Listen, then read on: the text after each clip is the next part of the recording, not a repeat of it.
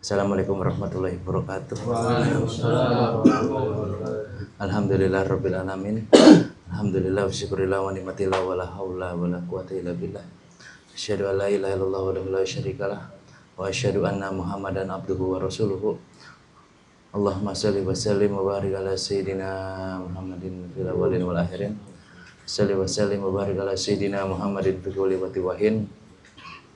Salli wa sallim wa barik ala sayyidina Muhammadin fil mala'il ala yaumiddin. Subhanaka la ilma lana illa ma 'allamtana innaka antal alimul hakim. Rabbi shrah sadri wa yassir amri wa hlul 'uqdatam min lisani yafqahu qawli. Alayya man halaqahu wa latiful khabir wa syannaka kita aga besar kayumal hadith amma ba'du. Usikum wa nafsi bi taqwallahi faqad fazal muttaqun. Alhamdulillah ala kulli hal. Segala puji Tuhan semesta alam, Tuhan kita semua, tempat kita bernaung, tempat kita meminta, tempat kita berlindung daripada segala bahaya, daripada segala kehinaan, daripada segala kefakiran, daripada segala kerumitan hidup. Lalu kita berkirim salam dan salawat kepada Nabi Muhammad SAW serta Nabi Muhammad SAW, sahabat-sahabatnya, ahlul baitnya, wabil khusus kita umatnya sampai yaumil qiyamah. Amin. Amin. Alhamdulillah ala kulli hal. Lupa juga kita berterima kasih khusus untuk guru-guru kita, baik guru-guru di sekolah kita, dosen-dosen kita di kampus, khusus guru-guru ngaji kita. Semoga beliau semua yang mengajar dan kita yang belajar, Allah bukakan pintu maaf yang seluas-luasnya. Allah bukakan pintu pengenalan yang sebaik-baiknya. Allah bukakan pintu taubat yang sebenar-benarnya. Amal ibadah kita yang tidak seberapa, semoga Allah Subhanahu wa taala meridhoinya. Alhamdulillah ala kulli hal. Jadi pada malam hari ini masih melanjutkan kajian kita tentang hikam yang sudah sampai pasal nomor berapa kemarin ya? 68. Sebelum dilanjut, boleh kalau ada yang mau ditanyakan dulu kah?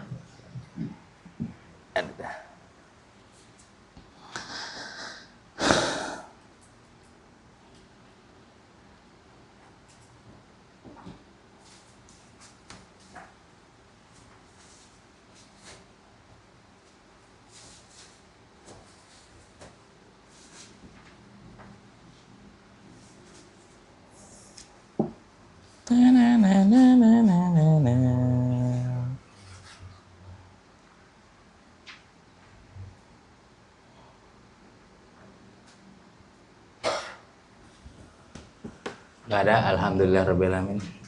Mari kita mulai. Bismillahirrahmanirrahim. As-samaniyah wasitun min asma'illal husna. As-samaniyah wasituna minal hikamil ataiyah. Faqad qala al-imamul mu'allif rahimahullahu ta'ala wa nafa'ana bi wa bi barakatihi wa bi ulumi wa ghafara lahu li musyrikihi wa li musyrikihin amin. Wa qala syekh an-nurul lahul kashful, an-nurul lahu kashf, yang artinya nur akan diberikan di dalam hati yang bisa membuka sesuatu yang rahasia. Wal basyiratu lahul hukmu, dan basyirah bisa menentukan hukum. Wal qalbu lahu ilbalu wal adbar, sedangkan hati melaksanakan wal adbar ataupun meninggalkan. An-nurul lahul kasyaf, nur itu bisa membuka suatu kasyaf. Wal basyiratul lahul hukmi, dan mata hati itu bisa menentukan hukum. Wal qalbu lahul iqbal wal adbar, sedangkan hati itu bisa melaksanakan maupun meninggalkan. Wallahu a'lam bishawab. Saudara-saudara yang saya muliakan, jadi ini hikmah daripada Ibnu Athaillah yang nomor 68, lanjutan daripada hikmah yang kemarin, yakni nur itu yakni cahaya atau yang disebut pasukannya hati, sedangkan syirik itu merupakan kegelapannya hati. Yang dimana jadi ada 3 komponen di dalam pelajaran ini, ada nur, basyirah, dan qalbu, yang dimana suatu komponen yang saling berkaitan untuk kita bisa menuju Allah Subhanahu wa taala dengan sebenar-benarnya jalan menuju Allah Subhanahu wa taala gitu.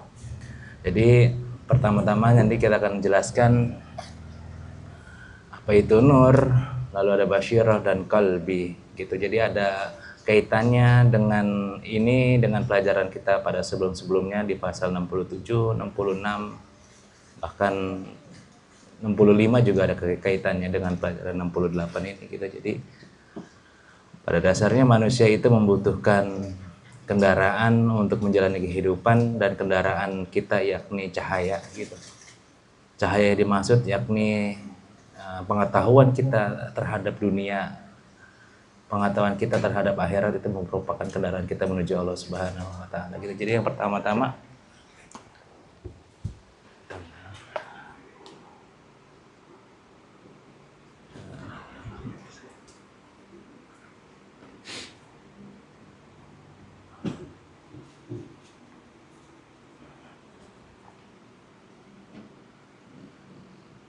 nomor 20 ya. 20. Hah? Iya 20. 25. Pastinya 20. Pas, so. 68 yakni yang pertama komponennya ada nur. Nur itu yakni cahaya. Cahaya apa? Cahaya Allah Subhanahu wa taala, yakni di sini tentang pengetahuan tentang yang pertama Allah Subhanahu wa taala, yang nomor 2 tentang rahasianya. Yang pertama ilmu Allah Subhanahu wa taala, ilmunya, yang kedua rahasianya. Gitu. Itu nur, artinya cahaya. Yang nomor 2 di sini yang kita singgung di dalam kitab Hikam menurut Syekh Ibnu Athaillah, itu cahaya yang di sini dimaksud tuh maksudnya dia tempat bersinar. Tempat bersinar gitu. Itu namanya cahaya. Yang nomor 2, komponen nomor 2, ini kan komponen nomor 1. Ada namanya basirah. Basirah itu maksudnya mata hati. Mata hati di sini dia menentukan hukum.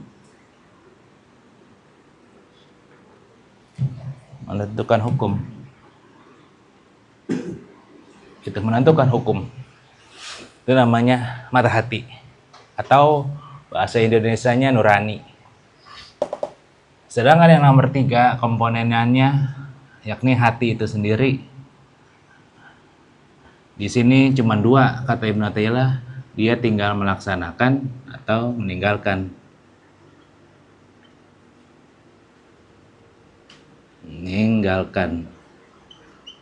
Tapi kalau mau dijabarin lagi, hati itu wadahnya gitu, wadah ilmunya gitu. Hati itu wadah ilmu. Jadi ada 3 komponen di sini, dan ini menentukan kemana manusia akan berlabuh, akan menjalani kehidupan. Ini menentukan 3-tiganya. Gitu. Menentukan banget.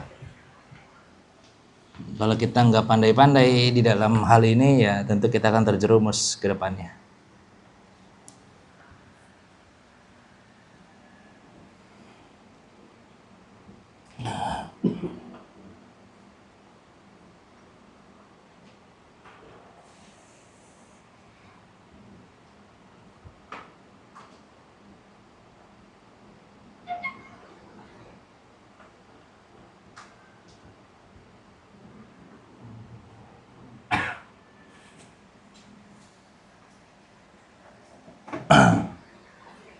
Lalu kita mengatakan tentang fungsinya. Jadi nur itu ada fungsinya di sini nih. Ini di luar tema, jadi ada fungsi daripada nur itu kan. Fungsi daripada ini cuma satu dia. Yang samar jadi jelas. Ini namanya bahasanya kasyaf. Yang samar jadi jelas. Yang samar jadi jelas. Namanya kasyaf. Atau di bahasa kitabnya kasyfu. Orang yang mengalami kasyaf disebut mukasyafah.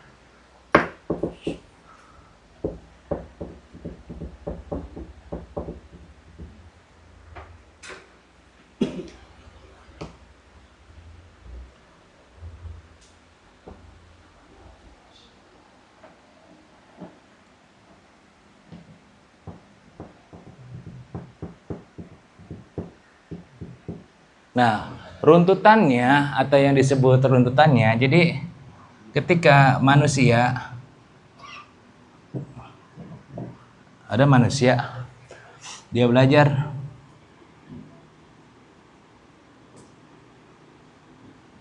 dua tentang syariat dan hakikat,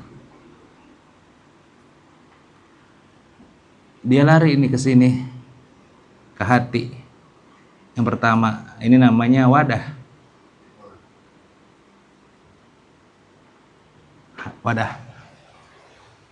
Nah, dari hati, lari lagi dia ke basyirah. Nomor 2, basyirah itu soal pengenalannya lagi lebih lanjut. Pengenalan batiniahnya.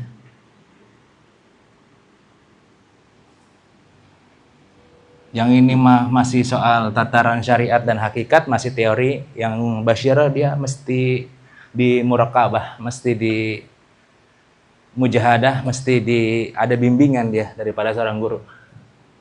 Nomor 3 naik lagi dia. Baru ini namanya nur. Dan ini dia namanya di tahap ketiga, dia yang menyinari. Gitu. Jadi sebenarnya Ibnu Athaillah itu dibalik metodenya dari atas ke bawah. Gitu.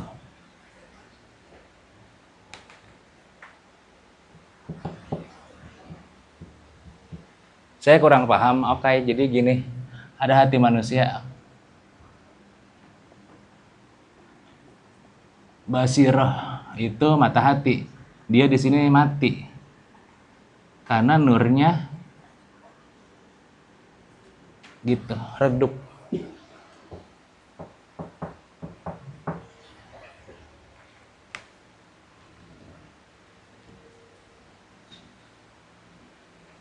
Ketika ada anak Adam basirahnya mati, nurnya redup dia.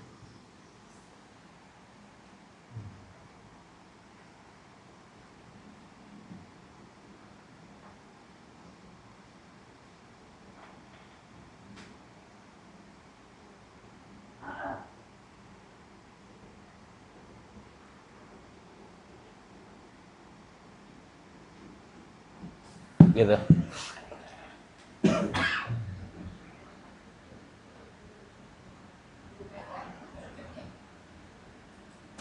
Contohnya soal janji Allah.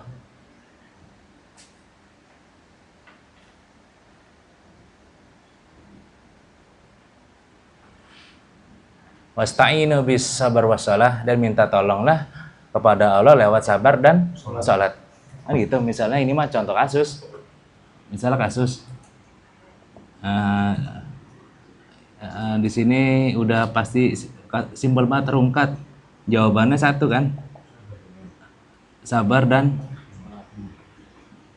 salat.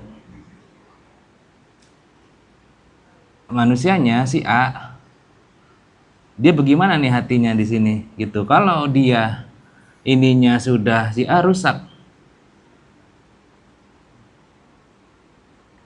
ininya udah pasti mati dia, karena dia nggak percaya janji Allah. Masa orang rungkat disuruh sabar gitu, nggak bakalan masuk. Mau dinasihatin apapun nggak bakalan masuk.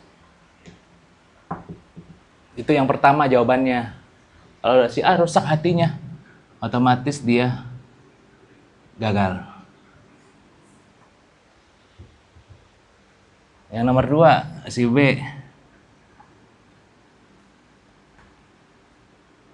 dia tahu ilmunya. Dia tahu nih ilmunya, bahwa ilmunya sabar dan sholat. Dia tahu ilmunya gitu. Karena apa? Tahu ilmunya itu maksudnya ada nurnya. No, dia pernah belajar pengetahuannya. Ada nurnya nih dia nih. Itu. Basirohnya nggak ada. Akhirnya hatinya bimbang. Gue bingung gue udah sabar, gue udah sholat, tapi begini-gini aja hidup gue. Ya bingung, karena basirohnya mati. Gitu. Tapi dia tahu ilmunya. Sama seperti orang maksiat. Dia tahu zina itu haram. Dia tahu riba itu haram. Tahu dia. Bang mati dilakuin Bang. Itu dia. Karena mati pas dilakuin sama dia. Dia cuman hanya sekedar tahu. Itu lama-lama nurnya redup nanti. Gitu jadinya. Sebenarnya ngajinya hari ini gitu doang sih. Cuman ya dijabarin deh gitu.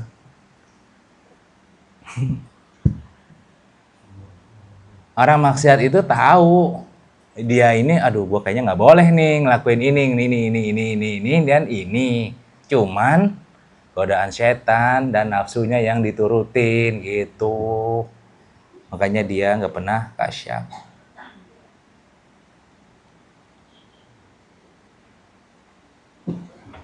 Gitu. Yang presiden yang menanyakan bapak-bapak. Kalau orang taat mending, ini orang maksiat. Orang maksiat itu tahu zina itu haram, mencuri itu haram. Itu nurnya nyinarin apa akalnya dia tuh, hatinya. Basirohnya nentuin hukum tuh. Ya haram. Tapi hatinya yang mutusin. Kepepet gua gitu. Iya gitu. Iya.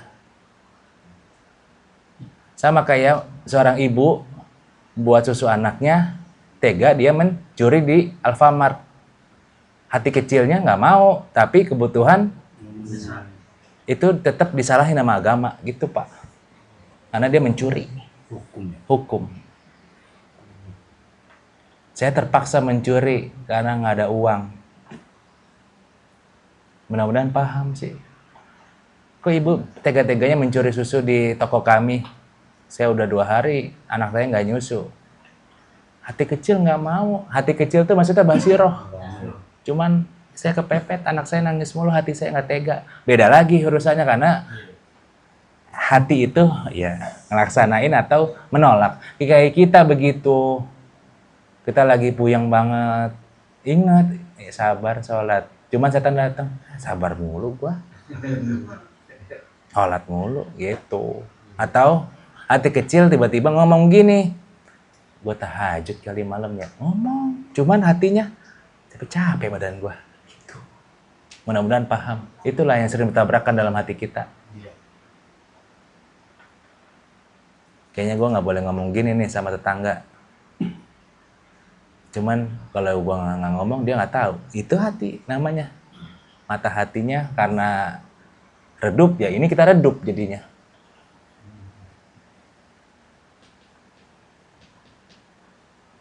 Jadi, saudara-saudara yang saya muliakan, jadi pas ketika di sini, ini ada 2 nih, ada amal plus tazkiyatun nafs.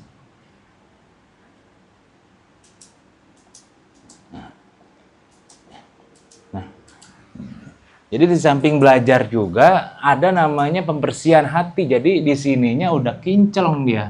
Kalau di sininya kinclong wadahnya, sininya kinclong, apalagi sininya. Gitu.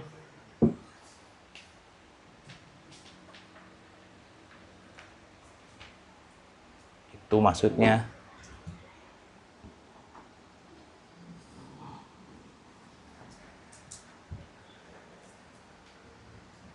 Contohnya Syekh Fudel bin Iyad. Dia tidak pernah makan yang ditanam oleh orang lain. Ketika dia menemukan Allah Subhanahu wa taala, dia selama 20 tahun makan tanah. Karena takut barang yang ditanam orang lain barang haram. Itu tandanya apa? Hatinya udah bersih banget. Beda-beda jalan orang.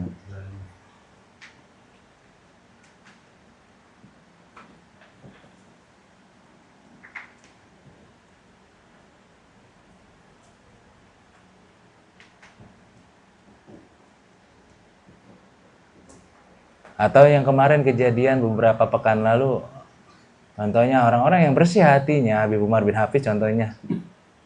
Ketika si Anu dihina lembaga pendidikan ilmu pesantren, dia nggak pernah nyinggung-nyinggung karena apa? Hatinya emang udah bersih dia. Dia tahu tuh secara hakikat ini takdirnya Allah Subhanahu wa taala. Secara syariat kesalahan manusia, dia mandangnya apa? Kasih sayang Allah Subhanahu wa taala juga. Karena manusia nggak bisa berbuat kalau atas sampai seizinnya. Akhirnya apa? Basirahnya dia tajam. Ya semuanya udah terjadi karena kehendak dia gitu. Waktu Haudi Cidodol dia nggak pernah nyinggung apa-apa. Enggak. Dia benar-benar ngaji ya ngaji gitu. Ini kan lagi khawatirin besok transformer, Transjakarta takut di demo. Iya kan, Transmart udah. Iya. Sama HP-HP juga. Iya itu dia. Maksudnya jadi kemana-mana nyenggolnya. Gitu. Oh, pasti.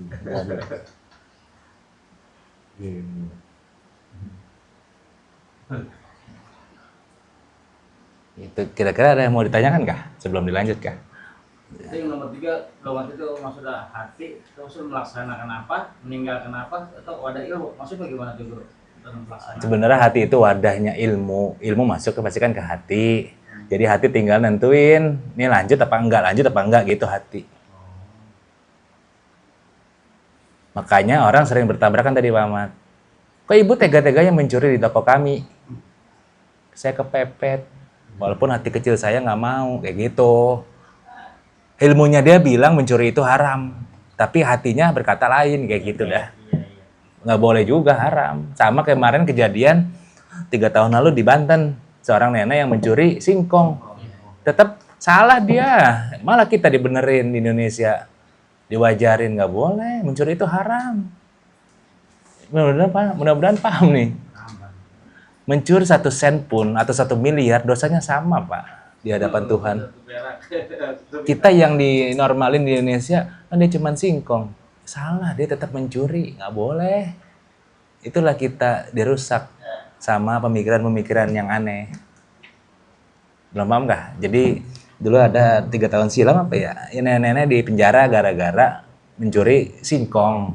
Sedangkan koruptor mencuri duit triliunan cuman ya penjaranya sekenanya. Kata netizen, masa polisi nggak adil? Polisi udah adil itu, sama-sama mencuri. Urusan nggak adil, urusan beda itu mah. Gitu. Sama-sama berobat ke rumah sakit Cipto.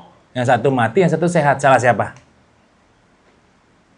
Itulah analogi sesat. Sama kayak kita, sering banget dikasih analogi sesat. Sama-sama berobat ke Cipto. Penyakitnya sama, cuman yang satu mati, yang satu sehat. Salah siapa? Sama kayak tadi, maksudnya mudah-mudahan paham. Mencuri tidak dibenarkan dalam Islam, walaupun 1 sen. Tapi dia buat makan, beda lagi nanti hukumnya, gitu dong. Yang salah orang kampungnya, kenapa nggak ada yang peduli sama nenek itu, gitu. Kita jangan sering membenarkan yang salah, nanti jadi kebiasaan, gitu dong. Contoh, anak muda nggak permisi lah orang tua, tegur. Karena nanti jadi kebiasaan, songong gitu loh maksudnya. Kalau lewat misi mas, kan depan orang tua semua gitu dong. Cuman goreng baik juga, jangan, bocil kan gitu. Kan nyolot, ya berantem lagi.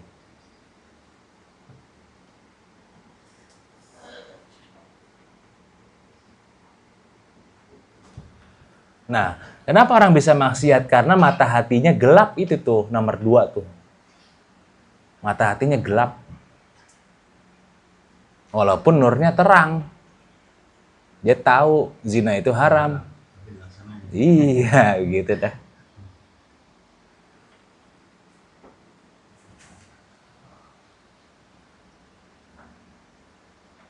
Nah, kenapa orang bisa tidak kenal Tuhan?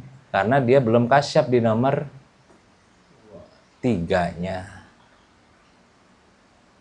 Jadi dia belum tahu apa itu bagusnya taat. Jadi Syekh Ibnu Athaillah sudah jelasin bagusnya taat ada 11.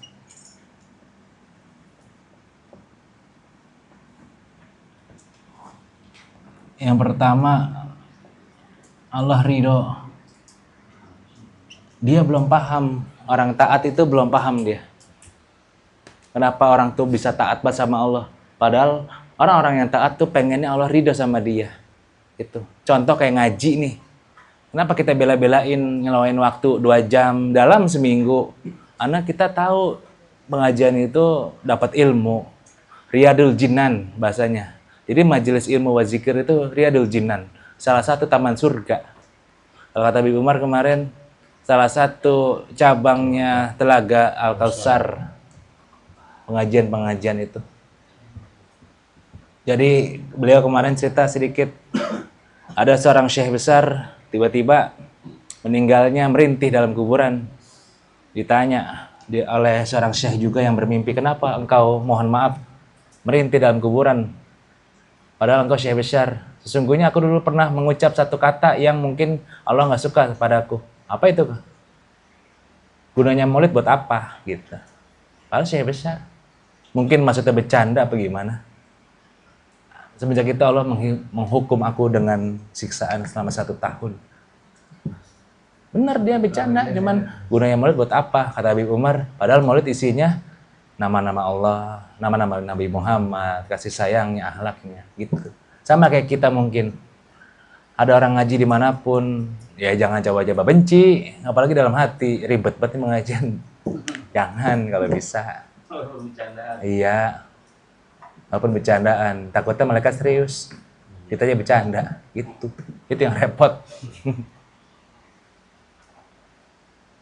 Jadi kenapa kita belum bisa taat benar?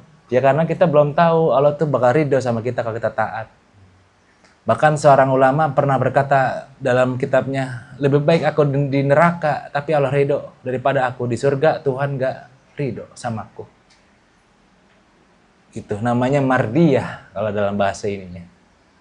Allah udah ridho udah enak. Gitu. Yang nomor 2, malaikat ridho.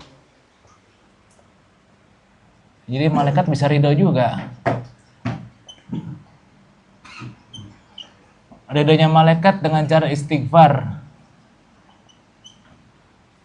Kalau Allah Subhanahu wa taala dengan cara merahmatinya. Jadi ketika orang mengaji dari rumah, dihitung dia jaraknya, ada satu malaikat yang mengapakkan sayapnya, dia berkata, Allahumma gfir haza talab. Ya Allah ampunilah orang yang ngaji ini. Jadi ada yang doain. Jadi kita ini ngaji, dihitung jaraknya dari rumah ke sini. Kalau turun rumahnya? Kalian turun rumahnya? Dibeda lagi. Dibeda lagi. Oh, beda lagi. Iya. Gitu. Nanya apa biar nggak benar masalah. Iya. Tadi masih begitu ngaji bagus dari kalau Gitu. Ya orang ngaji terus diampunin. Makanya dulu kita pernah dikasih tahu sama Syekh besar di Kuitang, orang ngaji itu biasanya masalahnya hilang karena hujan rahmat dan berkah ngucur pada di pengajian. Sampai pulang hilang lagi. Karena apa ya? Tadi kita modenya balik lagi, mode pabrik. Gitu. Mati lagi mata hatinya. Itu dia maksudnya mata hatinya.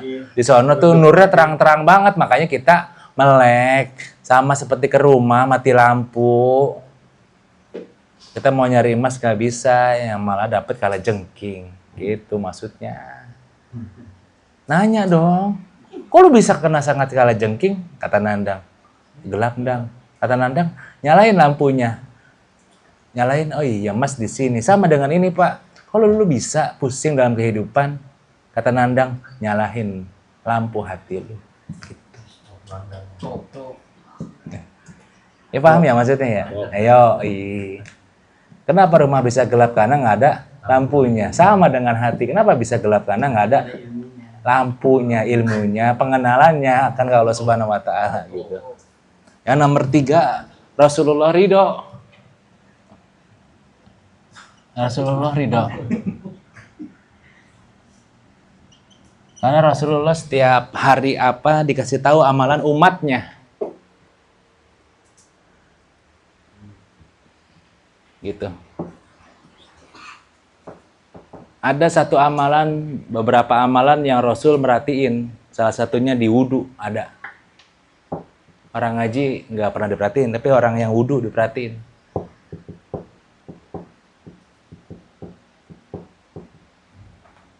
Gitu.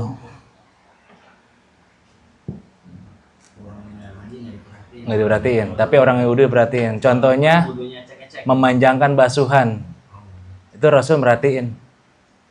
Karena itu salah satu amalan yang sudah hilang di zaman ini. Kalau ngaji semua ngaji, Pak. Tapi kalau wudhu jarang yang melakukan orang yang basuhan sampai sini. Gimana sampai sini? Itu. Iya. Itu Rasul merhatiin. Karena apa? Kan hadisnya mengatakan, aku kenal umatku dari cahaya wudhu. Jadi gitu kalau belajar hadis. Nggak semua amalan diperhatiin Rasul. Yang beberapa doang. Sholawat diperhatiin. Kalau dengan adab-adabnya. Tapi kalau soulmate enggak.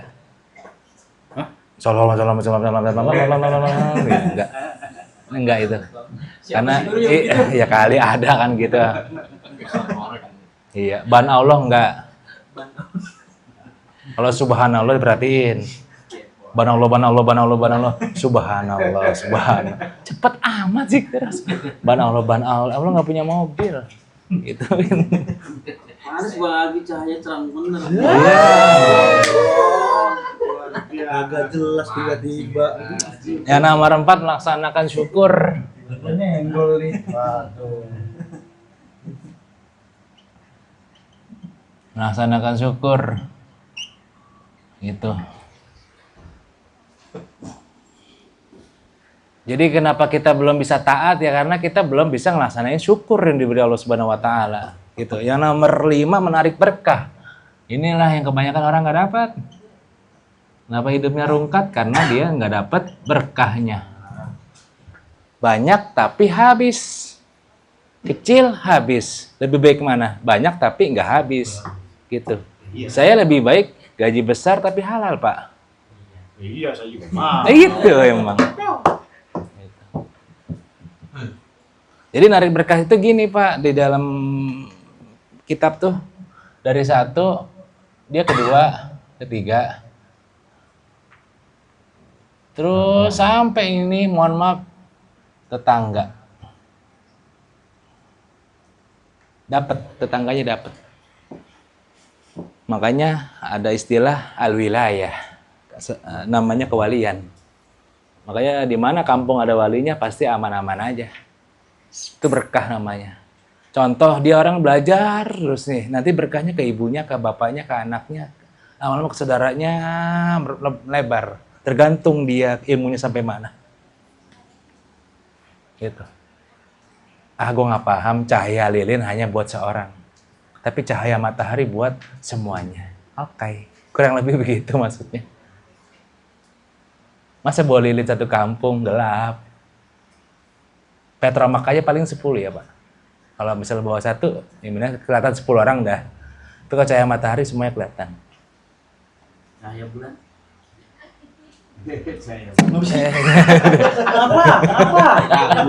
Apa? Cahaya bulan.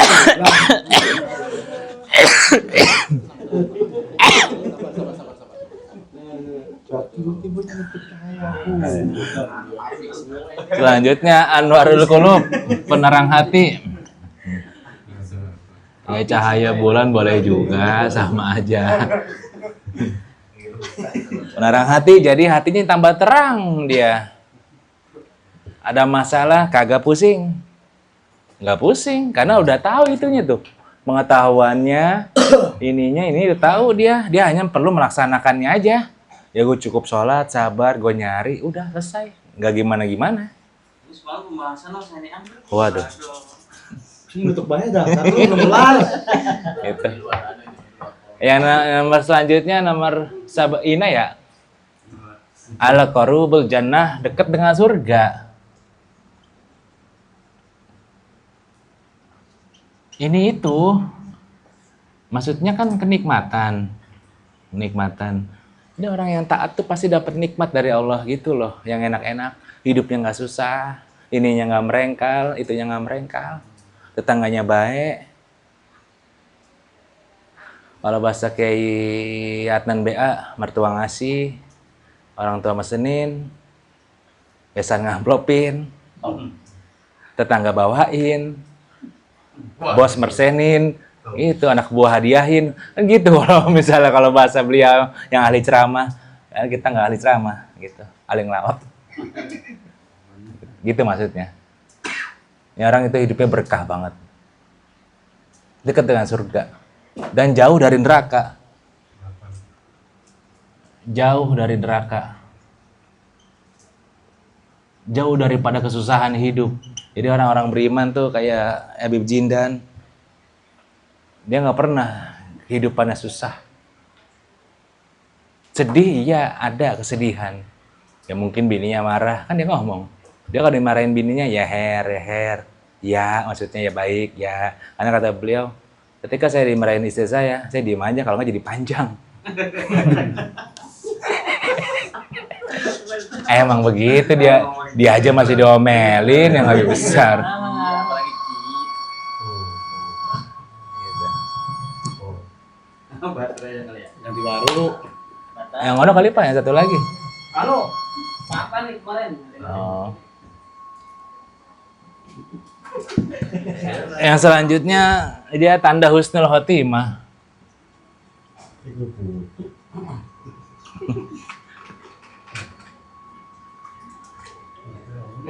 Sononya berarti Pak, speakernya bukan Tanda husnul khotimah. Selanjutnya pengampunan dosa. Jadi ada diampunin dosa kita kalau kita benar-benar taat. Gitu. Biarpun taatnya nggak banyak-banyak,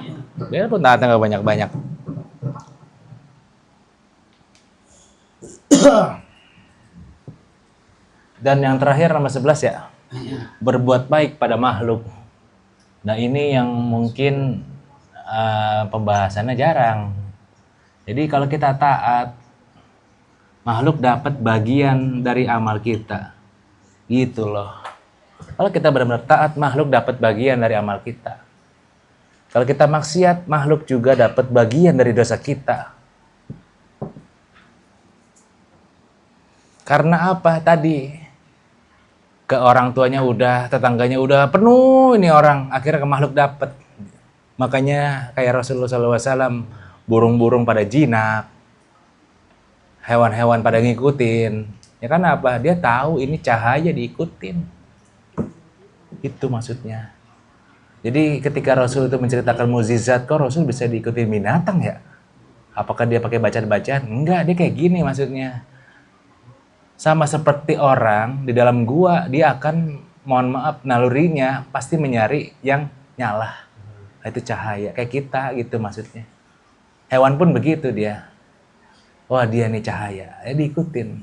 Kalau kita, dilatin kabur. Gitu.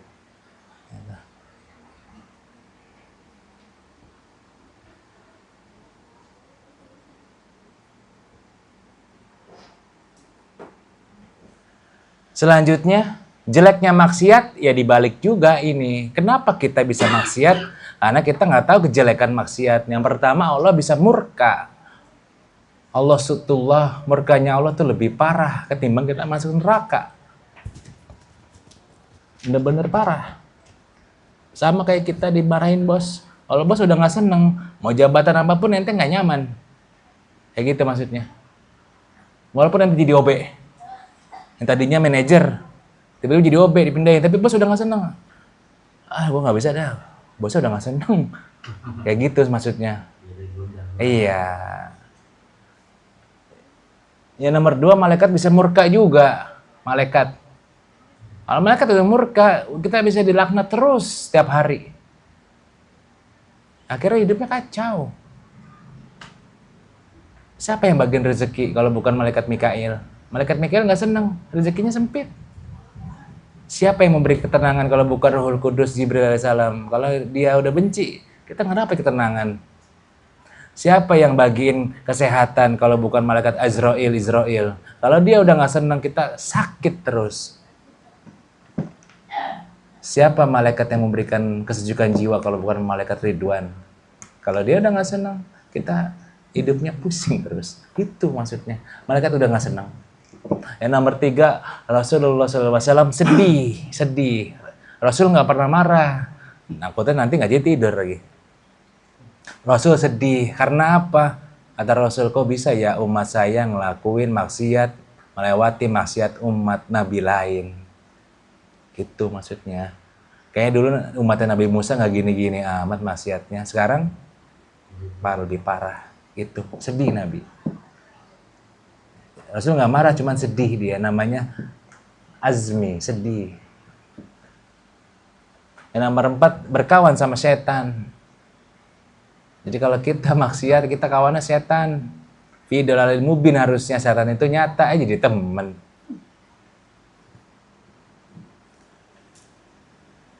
Selanjutnya nomor 5, menjauhi berkah. Inilah yang dimaksud lagunya Opik dan Ustadz dari Sulaiman alaihissalam. Dari Sulaiman. Allah berkuasa menghinakan raja tanpa mengambil kerajaannya. Maksudnya itu tadi. Allah berkuasa ngasih ente rezeki yang banyak, tapi ente terhina dalam rezeki itu. Apa maksudnya? Pusing, mikirin, jaga harta. Allah seakan-akan berkata, engkau kaya, engkau jaga hartamu. Engkau miskin, engkau mencari harta. Lalu buat aku kapan waktunya? Kayak gitu maksudnya. Itu dalam tuh kalimatnya. Gitu. Kalau aku kasih kaya engkau pasti sibuk jaga harta. Kalau aku kasih engkau miskin, engkau sibuk mencari harta. Lalu engkau ibadah buat aku kapan? Itu namanya menjauhi berkah. Sering kan kita ngeliat orang kaya pusing, apalagi yang gak kaya. Lebih pusing lagi. Karena di otak dia cuma satu, gimana cari uang dengan instan. Akhirnya narik-narik duit, dah kagak jelas.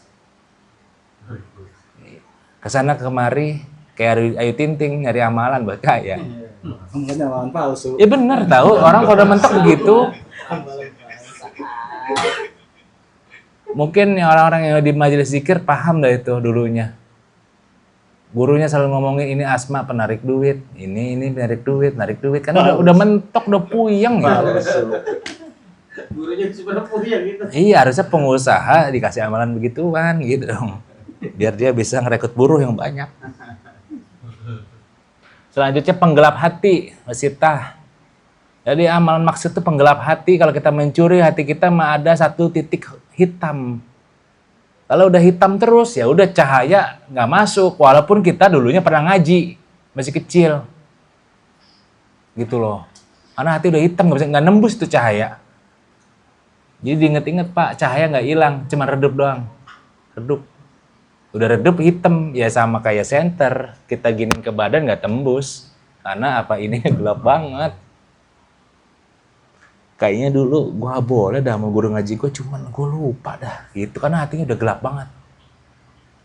Contoh guru ngajinya dulu waktu SD, Semalik dah SD, selalu bilang, nanti Nandang jaga sholat ya. Iya bu, kan gitu tuh kalau anak kecil. Tapi makin dewasa, akhirnya galau. Akhirnya kayak dulu guru ngaji gue bilang apa ya, itu maksudnya. Karena apa, udah gelap banget hatinya. Selanjutnya, dekat dengan neraka, jauh dari surga. Gitu, dekat dengan neraka, jauh dari surga. Selanjutnya, tanda-tanda su'ul khotimah.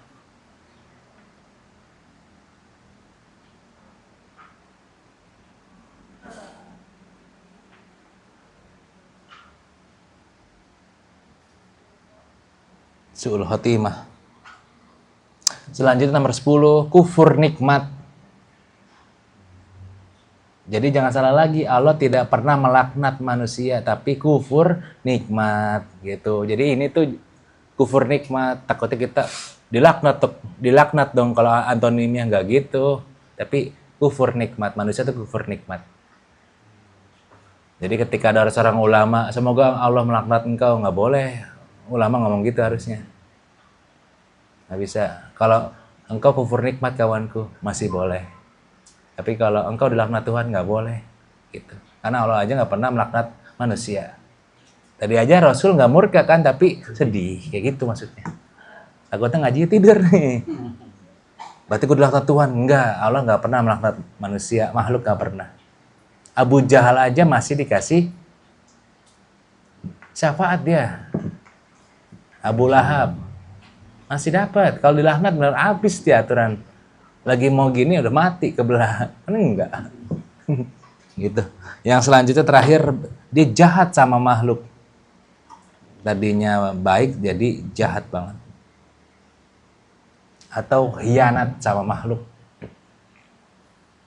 Khianat sama makhluk. Bahkan kemarin Sayyidil Habib Umar bin Hafiz mengatakan tidak boleh jahat sama makhluk atau mengambil hak makhluk gitu. Contoh, semut nggak salah tiba-tiba dimatiin, nggak boleh tanpa hak. Dia ngomong sampai segitu berarti hatinya udah lembut banget. Diusir aja, digusah. Semut di depan pamat, diinjek kan kagak salah lewat sono doang mah. Bar gitu, itu nggak boleh. Gitu maksudnya. Kecuali buat mudarat. Kan di fikih diajarin. Ada ular masih ke sana-sana, biarin aja dia keluar gitu. Kecuali dia udah nyamperin ente, baru dimatiin. Mudarat. Tikus mudarat, tikus dimatiin boleh. Tapi matinya dengan cara cepat. Nggak boleh disiksa. Ini disiksa dimain-mainin dulu. Moci. Itu nggak boleh. Kesannya kematian itu maksudnya. Dan benarlah berkata Rasulullah SAW, dia mendoa, Allahumma arinil batila. Ya Allah, jelaskanlah yang jelas dan jelas yang salah yang salah. Yang maksud tentang yang ini loh gitu. Gitu kurang lebih begitu. Ada yang ditanyakan?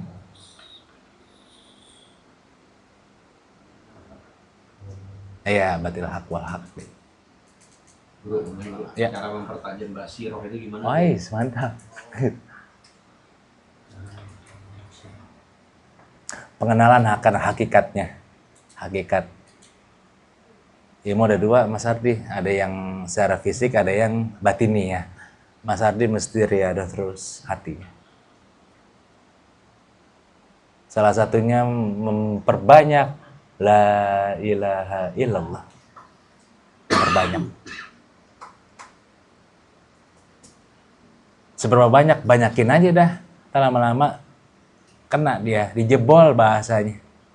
Ketika udah dijebol, kan kotor tuh kayak bangunan kosong. Baru amalan yang lain bersihin, gitu caranya. Gue belum paham. Kayak rumah itu kan dindingnya udah kotor, gede. Akhirnya digodem, tau gak digodem? Buar, kan berantakan. Akhirnya pakai yang kecil-kecil, gitu loh maksudnya.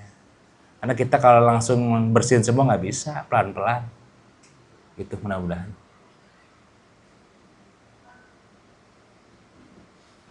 Ada lagi kah sebelum ditutup?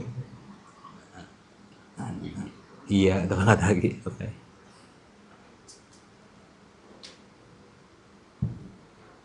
Ada?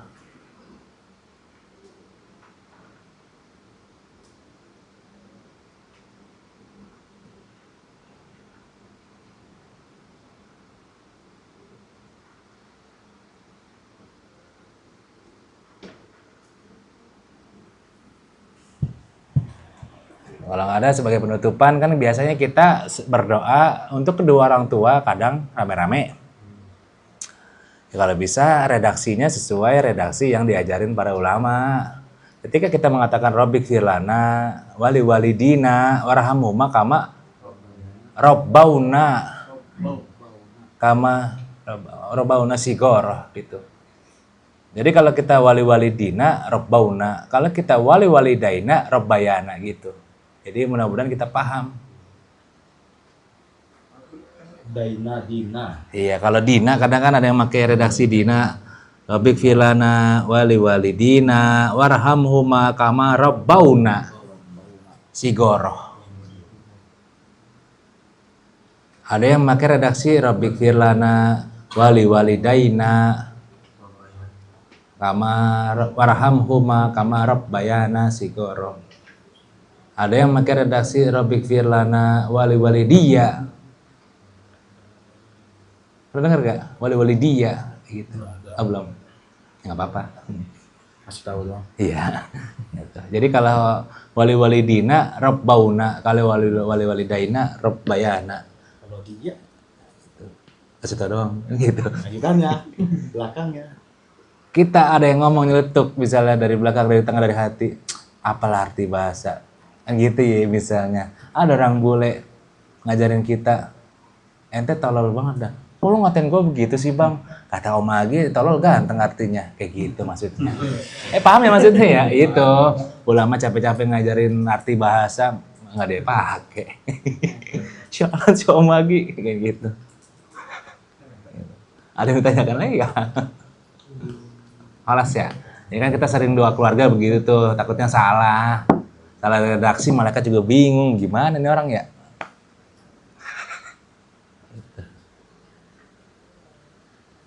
Sama kemarin Gusla sama Guslu itu kan hati-hati tuh. Mencuci emang kita benda pakai Gusla. Kurang lebih begitu ya. Kita tutup dengan pertama kita doakan ibunya Khadimul Majelis Mi Haji yang sakit, batuk. Tadi katanya udah gitu. Kan ketemu tuh tadi. Semoga Allah angkat penyakitnya, sehat kembali. Terus buat Ananda Wildan semoga lancar acaranya, bapaknya alhamdulillah ikut sumbangsi, keluarganya nggak ada yang berantem, damai, akur, semoga lancar.